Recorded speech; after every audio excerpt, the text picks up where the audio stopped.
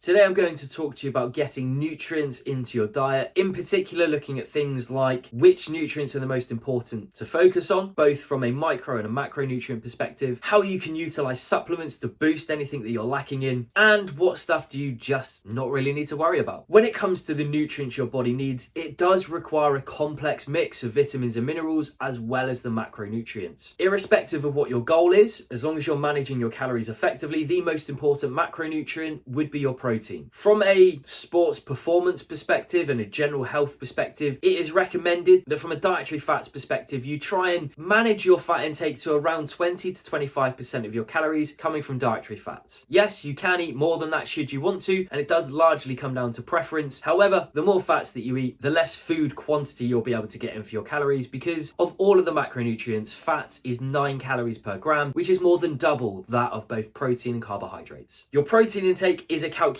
You should be aiming for between 1.5 to 2.2 grams per kilo of body weight, and once you're achieving that and you're managing your fats to around 20 to 25%, the rest of your calories should realistically be coming from carbohydrates. This is what's going to fuel you most appropriately from a performance and recovery perspective, but also enable you to eat as much food volume and get as much variety as physically possible into your diet. Other nutrients that are important above and beyond protein, fats and carbs are significantly fiber. Fiber is going to massively help your digestion, which if you're eating a high protein diet, which you should be aiming to be, is going to be important, because whilst protein is great in terms of keeping you fuller for longer, it is also much harder to digest, which from a calorie burn perspective is very beneficial, because about 30% of the calories you consume from protein will be burned just to digest it. That can play havoc on your digestive system. So getting somewhere between 20 to 30 grams of fiber per day is going to significantly help with your digestion and therefore prevent things like bloating and digestional discomfort. But what if you're struggling to get these nutrients from the food that you're eating? Can you use supplements? The short answer is yes, you absolutely fucking can. There are going to be some supplements that are much more beneficial than others, and there are a lot of products out there that are just a waste of money. I'm going to split the supplements now into two sections: vitamins and minerals, performance-based supplements. From a vitamins and minerals perspective, if you are lacking in any vitamins because of your diet quality, the variety to your diet, or maybe a deficiency that is caused by the way that your body actually works, supplementing those vitamins is important. I personally recommend a good quality multivitamin should be part of everybody's daily routine. Equally, if it's been identified by your GP that you are deficient or lacking in certain areas like vitamin D or vitamin B, magnesium, zinc, anything like that, then obviously supplements to boost that is going to be very beneficial. Yes, we want to try and get all of these nutrients from the food that we eat, but that's a little bit of an ideology that for most isn't really achievable. So if you are finding that your diet is a little bit restrictive and you're not getting everything you need, supplementing is absolutely fine. The same goes for more performance-based supplements like protein, for example. Ideally, you want to be getting all your protein from the food you eat, from a variety of protein sources, from red meat, from fish, from lean cuts of white meat, things like chicken and turkey,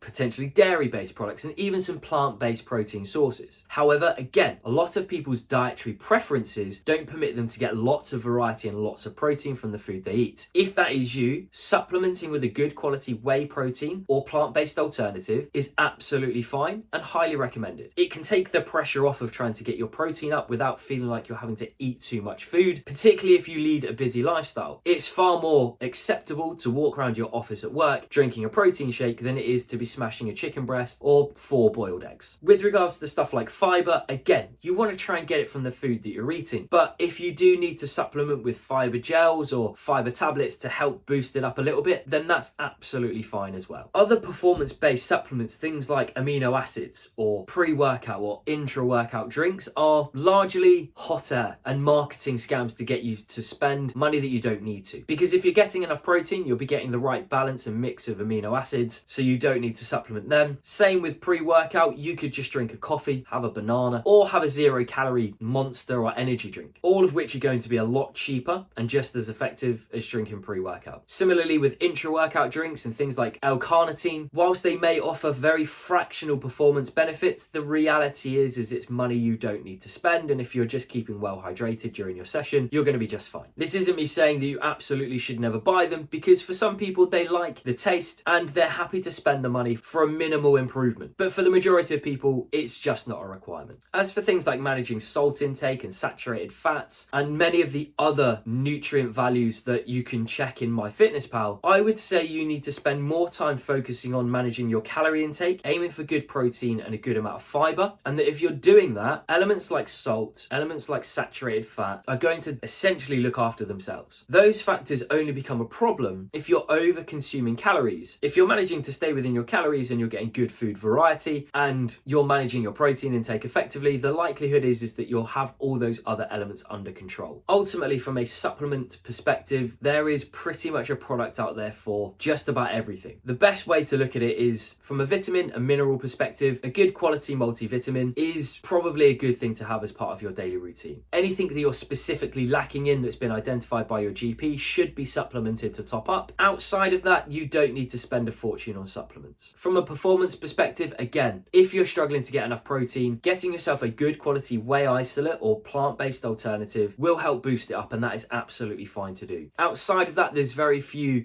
supplements that you need to worry about. Potentially creatine can bring some benefits, both aesthetically and from a performance perspective, and if you did want to buy a supplement that's going to aid in both of those two factors, creatine would be one to look at. Outside of that, the rest of the supplement market from a performance-based supplement standpoint is pretty much unnecessary and not a requirement for you to reach your goals. But when it all boils down to it, the key elements for optimum health is still managing your calories effectively, getting the right amount of protein, and ultimately trying to include the food that you like whilst getting a good amount of fruit and veg. If you can do that, you're going to be doing a pretty good job, you're going to be feeling pretty good, and you're going to be making good progress. As with everything, it's best to try and keep it as simple as possible and not to overcomplicate it. And if you start trying to buy a product to address every single thing, A, it's going to cost you a fortune, and B, you're going to be pretty fucking confused. So, as I said, keep it nice and simple, manage your calories, get a good amount of protein, and try and get good variety to your food, and you're going to be just fine.